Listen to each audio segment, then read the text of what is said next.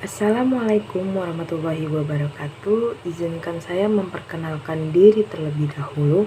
Perkenalkan, nama saya Intan Mahadika dengan NIM 4012411223. Di sini saya akan menjelaskan materi mengenai kewenangan pemerintahan.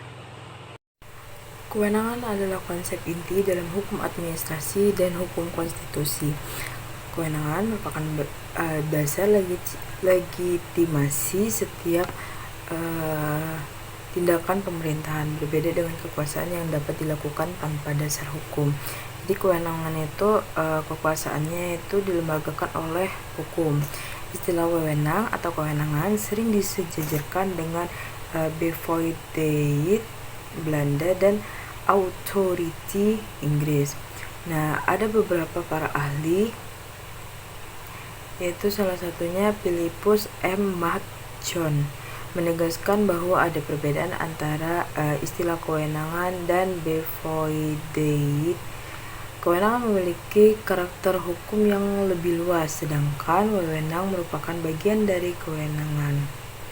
Nah, kewenangan ini meliputi tindakan hukum publik, termasuk kewenangan membuat keputusan, melaksanakan tugas, dan membentuk wewenang, sehingga distribusi wewenang yang utama ditetapkan dalam konstitusi.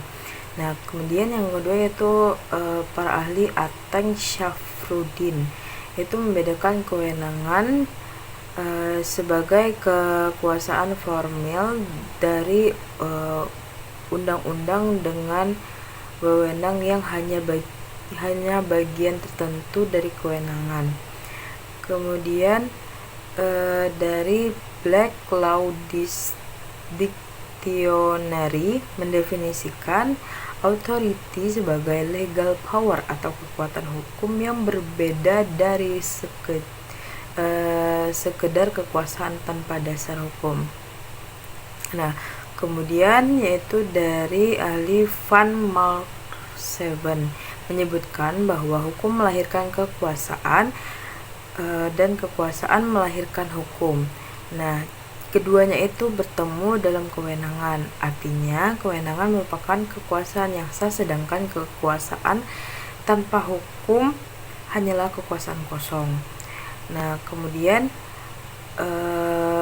unsur kewenangan itu ada 4. Yang pertama yaitu kekuasaan hukum untuk bertindak. Yang kedua itu diberikan oleh pembuat undang-undang. Dan yang ketiga yaitu berisi hak dan kewajiban. Yang terakhir yaitu menimbulkan akibat hukum. Ada juga beberapa macam kewenangan pemerintahan, yaitu terdapat 3. Yang pertama yaitu wewenang terikat. Wewenang terikat ini harus dijalankan sesuai dengan aturan dasar yang mengatur materi, waktu, dan wilayah pelaksanaannya. Aturan dasar tersebut sudah merinci hak dan kewajiban pejabat, termasuk tindakan apa yang wajib dilakukan maupun yang dilarang. Oleh karena itu, wewenang terikat dikategorikan sebagai wewenang umum yang berlaku berdasarkan asas legalitas. Sifatnya ini limitatif, sehingga tindakan pemerintah benar-benar dibatasi secara ketat dan peraturan perundangan. Nah, contohnya itu ya izin mendirikan bangunan dan pencatatan perkawinan. Kemudian yang kedua yaitu wewenang fakultatif. Wewenang ini yaitu wewenang bebas yang penyeimbang yang dimiliki oleh badan atau pejabat pemerintah. Namun penggunaannya ini tidak bersifat wajib. Nah, tidak bersifat wajib. Pejabat memiliki pilihan untuk menggunakan atau tidak menggunakan wewenang tersebut, meskipun pilihan itu hanya dapat dilakukan dalam keadaan tertentu sesuai dengan aturan dasarnya. Contohnya itu pemberian bantuan dalam kondisi tertentu. Nah, kemudian yang ketiga yaitu wewenang bebas. Wewenang bebas ini wewenang badan atau pejabat pemerintah dapat menggunakan wewenangnya secara bebas untuk menentukan sendiri mengenai isi keputusan yang akan dikeluarkan, karena peraturan dasarnya itu memberikan kebebasan kepada penerima wewenang tersebut. Nah, contohnya itu ada dua, yaitu pertama kebijakan tata kota, yang kedua yaitu strategi pelayanan publik. Nah, ada juga nih kewenangan pemerintah itu memiliki batas penggunaan kewenangannya. Jadi mereka memiliki batasannya. Penggunaan kewenangan oleh badan atau pejabat pemerintahan ini tidak bersifat mutlak, melainkan dibatasi oleh ketentuan hukum agar tidak disalahgunakan. Nah, batasan kewenangan ini ditentukan berdasarkan 3 aspek, yaitu substansi, waktu, dan tempat. Nah, yang pertama itu kewenangan harus dijalankan sesuai substansi atau materi yang telah dirumuskan dalam aturan dasar. Artinya, pejabat tidak boleh bertindak di luar ruang lingkup kewenangan yang telah diberikan. Kemudian yang kedua yaitu kewenangan yang dibatasi oleh waktu. Nah, kewenangan yang dibatasi oleh waktu ini sehingga hanya dapat digunakan dalam jangka waktu tertentu saja sesuai dengan ketentuan yang berlaku. Kemudian yang ketiga itu kewenangan juga dibatasi oleh tempat. Nah, artinya itu pejabat hanya boleh bertindak dalam wilayah yurisdiksi yang telah ditetapkan. Nah, apabila kewenangan dijalankan di luar substansi, waktu, dan tempat yang ditentukan, maka tindakan tersebut tergolong sebagai tindakan tanpa wewenang. Berikutnya itu jenis-jenis tindakan tanpa wewenang ya.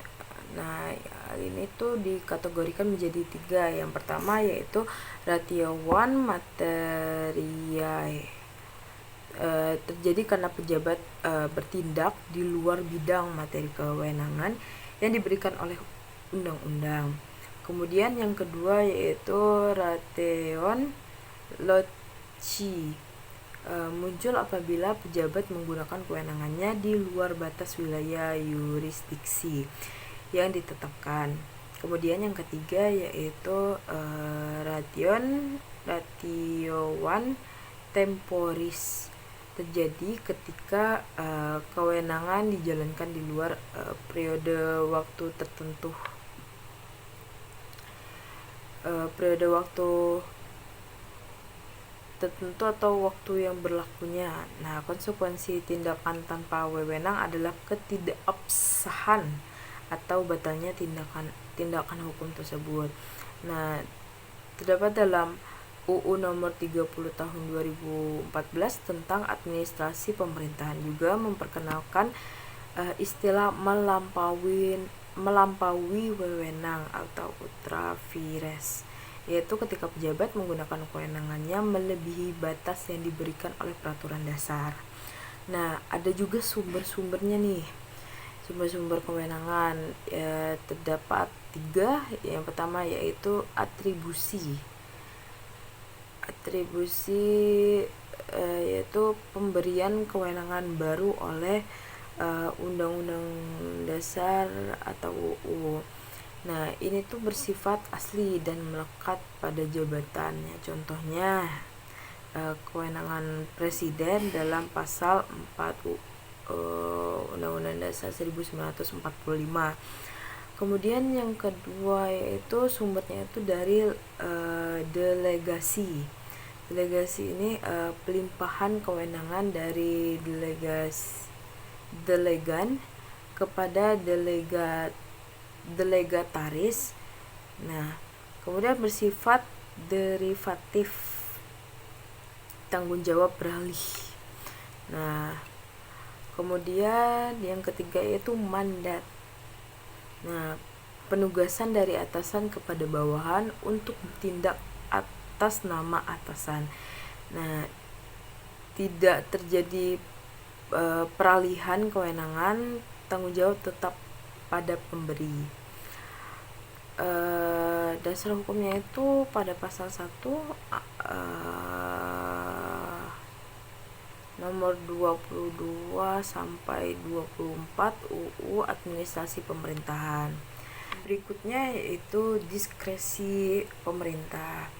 Diskresi ini adalah kewenangan pejabat pemerintah untuk mengambil keputusan atau tindakan ketika peraturan tidak jelas, tidak lengkap atau belum ada. Nah, hal ini untuk menghindari stagnasi pemerintahan. Dasarnya itu diatur pada UU nomor 30 tahun 2014 tentang administrasi pemerintahan. Tujuan diskresi ini itu pada pasal 22 Undang-Undang Administrasi Pemerintahan adalah melancarkan penyelenggaraan pemerintahan, mengisi kekosongan hukum, kemudian memberikan kepastian hukum dan mengatasi stagnasi pemerintahan. Meskipun memberikan fleksibilitas, diskresi tetap harus sesuai dengan asas umum pemerintahan yang baik. Nah, kemudian tidak boleh bertentangan dengan peraturan yang lebih tinggi. Diskresi ini biasanya berupa peraturan kebijakan seperti surat edaran, petunjuk pelaksanaan, kemudian petunjuk teknis.